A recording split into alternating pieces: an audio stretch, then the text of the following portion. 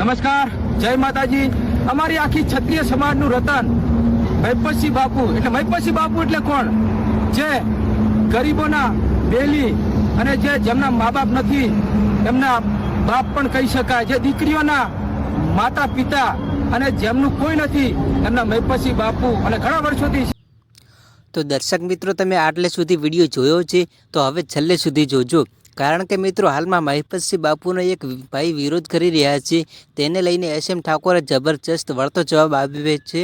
તો આ વિડીયો છેલ્લે સુધી જોજો, હું તમને એ વિડીયો છેલ્લે બતાવીશ। તો દર્શક મિત્રો, વિડીયો ચાલુ કરતાં પહેલાં તમે જો આપણે આ YouTube ચેનલ પર નવા આવ્યા હોય તો વિડીયોને લાઇક કરી અને ચેનલ સબસ્ક્રાઈબ કરી દો, જેથી આવા લેટેસ્ટ વિડીયો તમને સૌથી પહેલાં તમને આ ચેનલમાં જોવા મળશે। તો દર્શક મિત્રો, મહિપતસિંહ બાપુનું નામ પડે એટલે કંઈ ના ઘટે, કારણ કે એ જે કામ કરી રહ્યા છે એ શાયદ આપણામાંથી કોઈ ના કરી શકે।